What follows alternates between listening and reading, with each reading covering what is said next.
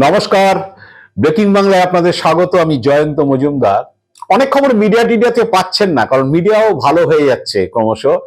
আপনাদের না খারাপ খবরগুলো মিডিয়া দেখাতে চায় না, একটু ভালো ভালো খবর যাতে আপনারা দেখতে পান সেইটার ব্যবস্থা মিডিয়া করেছে, অন্তত 4 মে আমাদের বাংলায় ভোট গণনার পর থেকে। তো আমি যেটা বলতে চাইছি যে আমাদের এই তৃণমূল ভেঙে ভালো তৃণমূলই হয়ে গেছে তো অনেকে, 20 জন সাংসদ হয়েছে, 60-65 জন বিধায়ক হয়ে গেছে।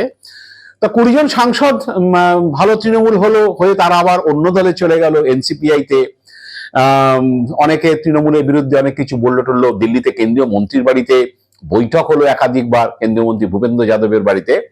তারা ভেবেছিলেন হয়তো যে ভালো তৃণমূল হয়ে গেলে নিজের এলাকায় খুব সুন্দর ঢুকতে পারবেন, বাড়িতে থাকতে পারবেন, নিশ্চিন্তে জীবনযাপন চলবে, সবই হবে, গ্রেপ্তার টেপ্তারের ভয় নেই, ডিম খাওয়ার ভয় নেই। কিন্তু তা যে হচ্ছে না, তা এক সাংসদ ইতিমধ্যে টের পেয়ে গেছেন, উত্তরবঙ্গের সাংসদ।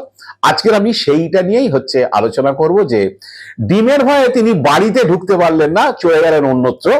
কারণ তিনি যখন নেমেছিলেন বাড়ি থেকে অনেকটাই দূরে, ট্রেন থেকে 70-80 কিলোমিটার দূরে, তো তখন শুনেছেন যে মহিলারা সব ডিম নিয়ে তাকে স্বাগত জানানোর জন্য অপেক্ষা করছেন। তাই তিনি পিচ টান দিলেন এবং সোজা অন্য জায়গায় চলে গেলেন, অন্য একটি ফ্ল্যাটে তিনি গিয়ে আশ্রয় নিয়েছেন।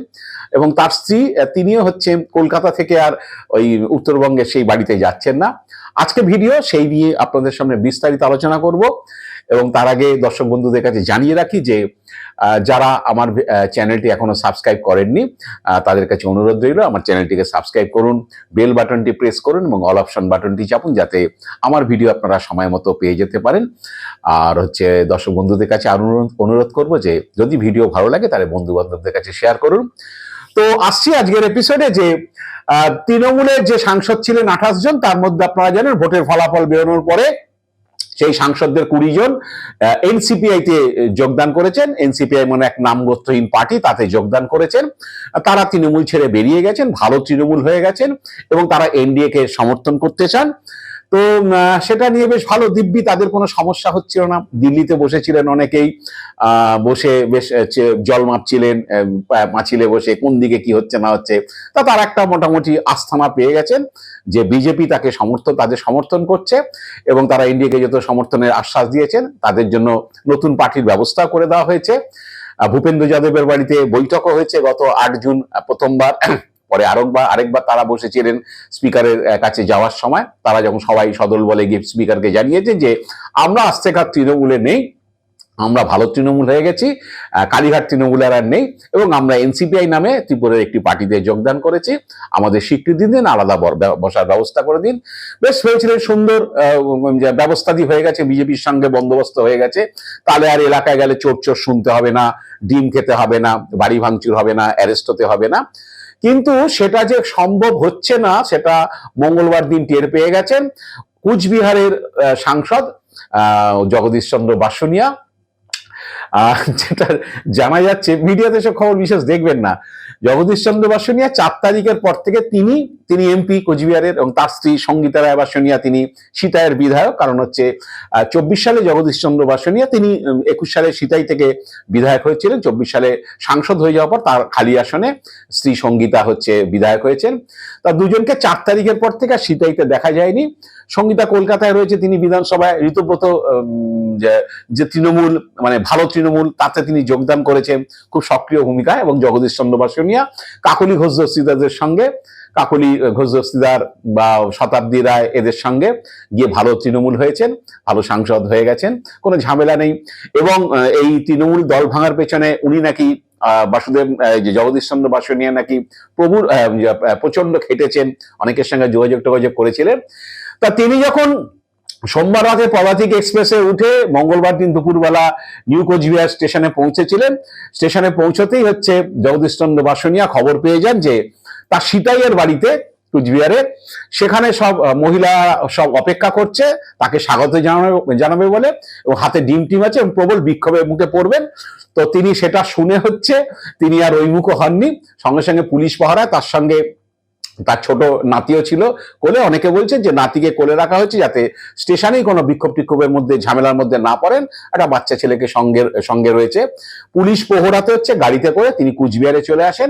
সেখানে তার একটি যে ফ্ল্যাট আছে, বড় ফ্ল্যাট আছে 4 BHK, তো সেখানে তিনি ঢুকে গেছেন। এখন নাকি ফ্ল্যাট থেকেও বেরোচ্ছেন না। আর সীতায়ের বাড়ি যাওয়া ছেড়ে দিন, সীতায়ের হাসপাতাল মোড়ের কাছে তার বাড়ি। আর সঙ্গীতা তো কলকাতায় রয়েছে, তিনি এখন ঋতব্রতদের সঙ্গে অ্যাসেম্বলি করছেন। তার আগে বিপ্লব করেছেন ঋতব্রতদের চিঠিতে সই করা, ঋতব্রতকে বিরোধী দলনেতা করার জন্য করেছেন, খুব সক্রিয় হচ্ছে ভালো তৃণমূল হওয়ার বিষয়ে।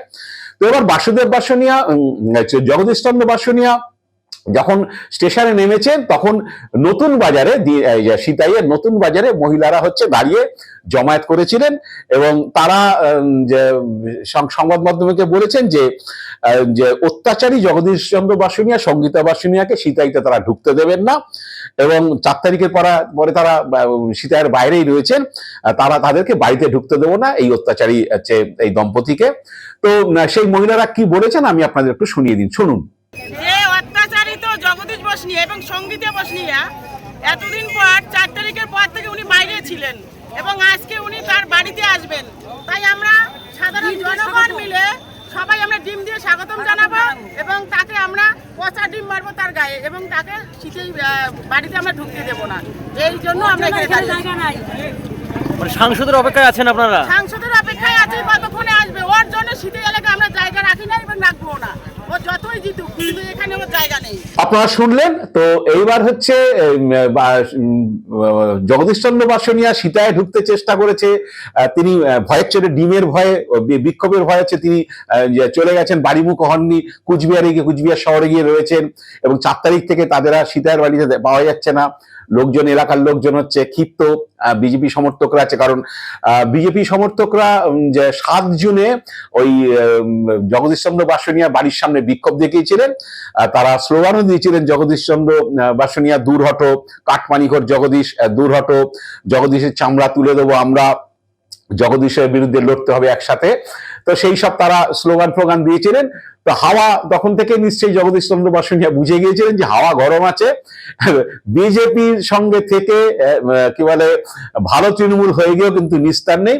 এ তো শুধু জগদীশ চন্দ্র বাসনিয়া, একটা অ্যাসিড টেস্ট হয়েছে, আরো 19 জন আছে, তারাও হচ্ছে বাড়িটাড়িতে ফিরলে বা কেন্দ্রে ফিরলে তাদের কি অবস্থা হয় জানি না। বিজেপিও হচ্ছে ছেড়ে কথা বলছে না, এখন দেখা যাচ্ছে বিজেপির লোকজন হচ্ছে বিক্ষোভ করছে, মহিলারা হচ্ছে ডিম নিয়ে আছে। এবার তো তৃণমূল আছে, তৃণমূল এখন একটু কর্মীরা একটু ভয়ে টয়ে রয়েছে, বাইরে বেশি বেরোলে যদি আবার পুলিশ ধরে বা বিজেপি কর্মীদের আক্রমণের মুখে পড়তে হয়, ডিম খেতে হয়, তারা একটু চুপচাপ আছে। কিন্তু তারাও যে ছেড়ে কথা বলবে না সেটাও বোঝা যাচ্ছে, কারণ হচ্ছে এই যে কমন পিপিল ব্যানার ছাড়া বিক্ষোভ হচ্ছে, এখানে নাকি বলছে বিজেপির সঙ্গে তৃণমূলের লোকজন মিশে আছে, অন্তত জগদীশ চন্দ্র বাসনিয়ার ক্ষেত্রে। তো জগদীশ চন্দ্র বাসনিয়ার বিরুদ্ধে বিক্ষোভ এসবের যখন প্রস্তুতি হওয়ার পরে তিনি ডিমের ভয়ে আর বিক্ষোভের ভয়ে চলে বাড়িতে ফেরেননি। সে তখন হচ্ছে ওই সিতাইয়ের বিজেপি যে কি বলে নেতা সুকুমার বর্মন, তিনি অভিযোগ করেছেন যে তাকে 26 সালে মানে এবছরের 12 ফেব্রুয়ারি পুলিশ তুলে নিয়ে চলে গিয়েছিল এবং তিনি টোটালটা তুলে নিয়ে চলে যায়। 2 দিন বাদে তার স্ত্রী নিখোঁজ ডায়েরি করেন। 2 দিন বাদে তাকে পরিবারকে জানানো হয় যে তাকে দিনহাটার একটি মাদক মামলাতে তাকে গ্রেপ্তার করা হয়েছে NDPS অ্যাক্টে এবং তিনি তার জন্য জেল খেটেছেন। এবার তিনি পরিষ্কার হচ্ছে অভিযোগ করেছেন যে জগদীশ চন্দ্র বাসনিয়া এবং যে সঙ্গীতা রায় বাসনিয়া এরাই চক্রান্ত করেছে, তাকে অ্যারেস্ট করিয়েছে মাদক মামলাতে এবং তাকে 2 দিন ধরে খোঁজ পাওয়া যায়নি, তার পরিবার খোঁজ পায়নি। সেটা হচ্ছে তাকে খুন করে দেওয়ার চক্রান্ত হয়েছিল। যাই হোক, তিনি প্রাণে বেঁচেছেন। তো তার বক্তব্য হচ্ছে যে আমরা শুনেছি যে এই জগদীশ চন্দ্র বাসনিয়া বা ভালো তৃণমূল হয়ে যাওয়া সাংসদরা তারা এখন এনডিএর সঙ্গে হচ্ছে ভিড়েছেন, মানে দিল্লিতে এনডিএ গভর্নমেন্টকে সাপোর্ট করবেন।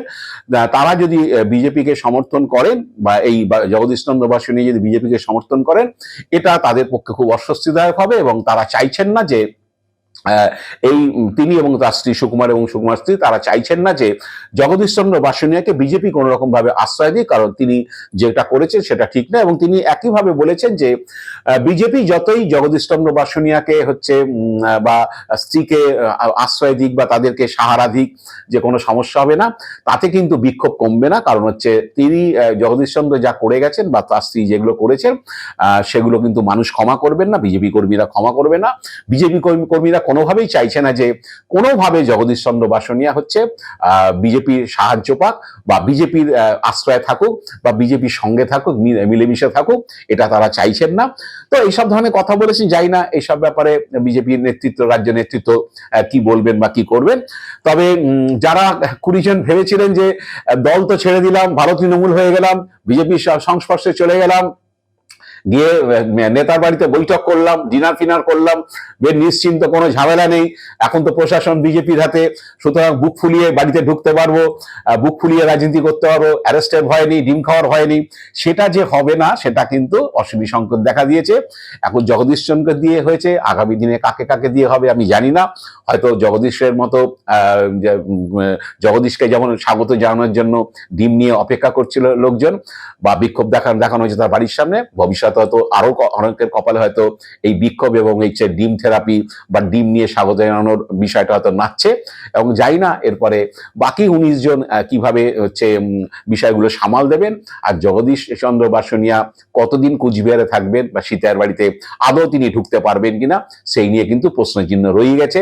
যাই হোক, তৃণমূল এদের বলেছে বেঈমান, তো আমি জানি না ভবিষ্যতে কি হবে। তবে বেঈমানির শাস্তিতে তারা হাতে নাতেই পেতে চলেছেন, আর যে নিশ্চিন্তে থাকা যাবে না কি বলে সেটা তারা নিশ্চিত বুঝতে পারছেন। দেখা যাক ভবিষ্যৎ কি বলে। আজ এ পর্যন্তই, আপনারা ভালো থাকবেন, সুস্থ থাকবেন, নমস্কার।